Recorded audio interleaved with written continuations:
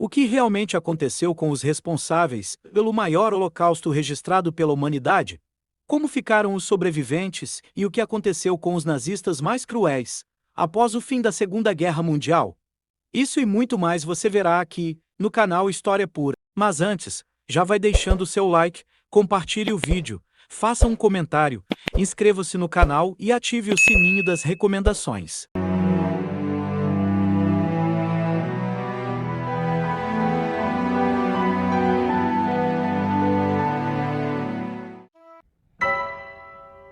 Como um conjunto de indivíduos que liderava uma nação com ódio desapareceu repentinamente? Não foi assim, embora a Segunda Guerra Mundial tenha fascinado historiadores e o público desde 1945, o destino dos responsáveis por um dos maiores meios contra a humanidade de todos os tempos é frequentemente negligenciado nas discussões atuais. Estamos investigando os fatos brutos sobre o destino dos nazistas após a Segunda Guerra Mundial. Após o triunfo dos aliados nesse conflito, a Alemanha foi fragmentada em áreas de controle entre os Estados Unidos, Grã-Bretanha, França e União Soviética. Os aliados implementaram diversas medidas dentro do âmbito geral da desnazificação. Essa iniciativa visava erradicar o poder e a influência nazista na sociedade alemã e austríaca. A situação para os nazistas detidos variava conforme a zona de residência, sendo os campos de internamento soviéticos conhecidos por suas condições particularmente adversas.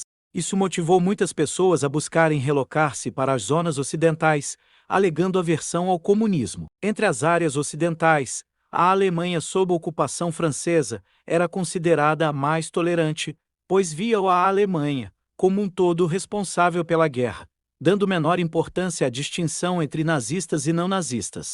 Durante os 5 anos após a guerra, aproximadamente 400 mil alemães ficaram detidos em campos de internamento, aguardando possíveis penalidades. Embora pareça significativo inicialmente, ao considerar que até 45 milhões de alemães eram associados ou simpatizantes do partido nazista na época, algo parece discordar. A magnitude do problema com a desnazificação era enorme. Havia simplesmente um número expressivo de alemães envolvidos, tornando difícil processar as responsabilidades individuais. Pode-se comparar essa situação à lentidão burocrática ao imaginar um país inteiro na fila de tribunal para serem julgados. Reconstruir a economia alemã também foi um desafio. Seguindo as diretrizes da desnazificação, aqueles culpados deveriam ser retirados de cargos de liderança e obrigados a realizar trabalhos manuais. Contudo, se todos os nazistas e seus simpatizantes fossem responsabilizados, a sociedade não teria trabalhadores qualificados em número suficiente para operar de maneira funcional. Na área britânica, constatou-se que 90% dos advogados eram nazistas. Dado que uma sociedade funcional requer leis e ordem, a Grã-Bretanha decidiu que até metade dos serviços civis legais alemães poderiam incluir nazistas nominais e considerados nazistas, mas não integralmente. A zona francesa enfrentou um dilema semelhante com os professores. Ao dispensar 75% dos professores devido à influência nazista, foi necessário readmiti-los para manter um sistema educacional funcionando, reconstruir uma nação e, simultaneamente, tentar classificar e punir uma grande parcela de cidadãos culpados revelou-se um processo longe de ser simples. Quando se iniciou a desnazificação, o general norte-americano Eisenhower, que era um líder militar na época, previu que o processo levaria 5 décadas. No entanto, em 1946, as potências aliadas transferiram a responsabilidade da desnazificação para a Alemanha. Assim, os alemães assumiram a tarefa de impor suas próprias penalidades. Um destino escolhido pelos nazistas mais problemáticos foi a América do Sul, lar de diversos ditadores simpatizantes do Partido Fascista acolhedores naquela época, que prontamente ofereceram asilo e proteção a esses criminosos de guerra. Acredita-se que cerca de 9 mil membros e colaboradores nazistas tenham buscado refúgio na América do Sul após a guerra. Embora Brasil e Chile tenham recebido alguns exilados, a Argentina foi, de longe, o destino principal. Juan Perón, presidente argentino, demonstrava grande apreço pelo fascismo, especialmente após seu serviço como adido militar na Itália no início da Segunda Guerra Mundial. Ele também procurou fortalecer a posição de seu país, atraindo indivíduos com conhecimentos militares e técnicos específicos. Perón e membros de seu governo colaboraram na organização de rotas de fuga para nazistas através dos portos italianos e espanhóis. Além disso, eles participaram na fabricação de documentos falsos para facilitar a saída do país. A maior parte dos nazistas viajou pelo Pacífico utilizando passaportes falsos da Cruz Vermelha, carimbados com vistos de turista argentino. Ao chegar na Argentina, muitos nazistas optaram por adotar novos nomes temporariamente para se ocultar. Contudo, alguns retomaram o uso de seus nomes reais quando ficou evidente que a Argentina não os extraditaria para a Alemanha, mesmo se sua verdadeira identidade fosse revelada. Certamente, a Argentina não foi o único país a acolher nazistas visando seus próprios interesses. Quando uma corrida armamentista surgiu entre os Estados Unidos e a União Soviética, recrutar cientistas e engenheiros especializados tornou-se uma prioridade maior para os governos respectivos do que punir crimes contra a humanidade. Em 1945, os Estados Unidos iniciaram secretamente o programa Operação Paperclip para repatriar cientistas e engenheiros alemães, muitos dos quais eram nazistas, essencialmente como recursos humanos estratégicos. Próximo ao final da guerra, a Alemanha reconheceu a importância dessas habilidades, e o cientista alemão Werner Rosenberg compilou uma lista identificando indivíduos. A lista, encontrada rasgada em um banheiro por um técnico de laboratório polonês, acabou chegando do MI6 para a inteligência dos Estados Unidos. Além do desejo de incorporar essas pessoas ao seu lado, uma motivação crucial da Operação Paperclip era impedir que os soviéticos obtivessem seus conhecimentos técnicos.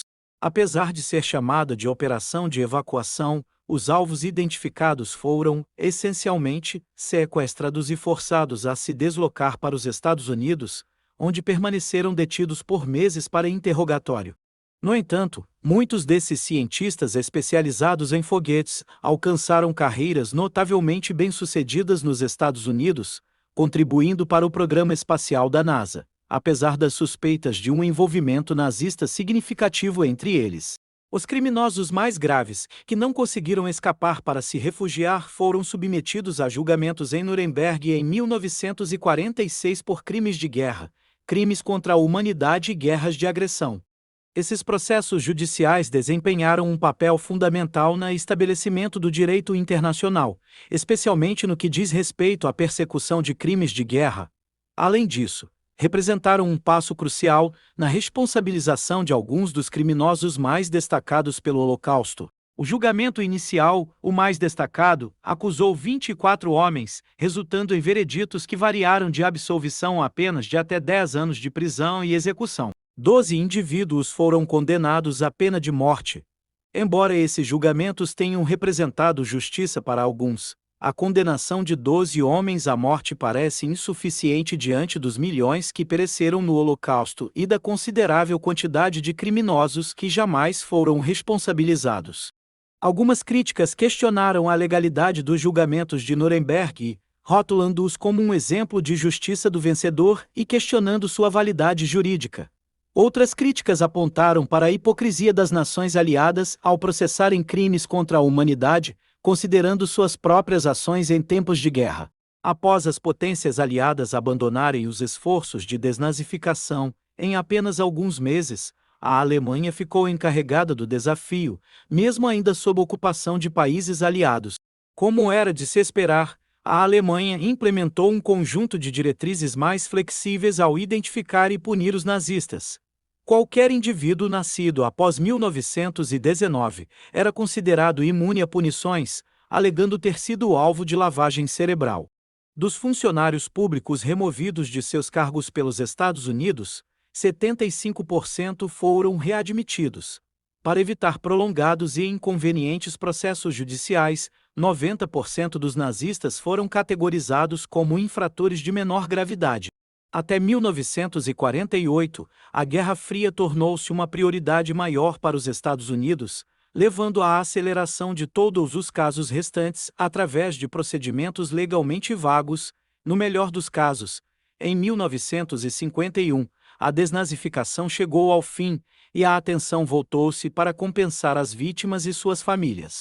Com os perdões e anistias promulgados pelo governo alemão, quase 800.000 pessoas foram liberadas de qualquer punição ou penalidade.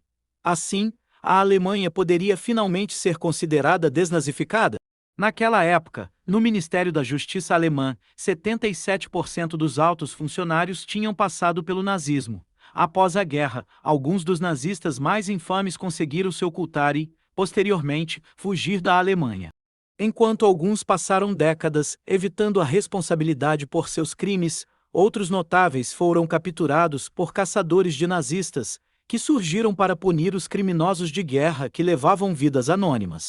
Adolf Eichmann, o arquiteto da solução final de Hitler e do sistema de campos de concentração nazistas, escapou para Buenos Aires, onde trabalhou em uma fábrica da Mercedes-Benz e residia com sua esposa e 4 filhos. Somente em 1960, agentes israelenses capturaram Eichmann da Argentina disfarçado como um trabalhador de uma companhia aérea israelense que alegadamente sofreu um traumatismo craniano. Apesar de protestos contra seu retorno à Argentina, Eichmann foi julgado e executado em Israel. No entanto, nem todos os caçadores de nazistas eram agentes governamentais.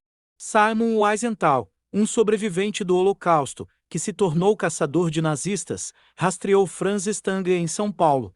Stangl foi responsável pelo programa de eutanásia Action T4, que visava eliminar pessoas com deficiências físicas e mentais. Após Wiesenthal descobri-lo, Stangl foi extraditado para a Alemanha Ocidental e condenado à prisão perpétua. Ao longo do tempo, a busca por nazistas diminuiu, permitindo que muitos responsáveis por esses crimes evitassem a punição. Com a maioria das testemunhas da Segunda Guerra Mundial já falecida, encerrou-se a era da caça aos nazistas. Espero que esta análise histórica inesquecível na história da humanidade tenha sido informativa para você que nos assistiu até aqui. Se tiver mais perguntas, ou se desejar explorar outro período histórico, sinta-se à vontade para compartilhar com a gente. E não esqueça de deixar seu like, compartilhar o vídeo, fazer seu comentário e ativar o sininho das notificações. E o nosso muito obrigado e até a próxima!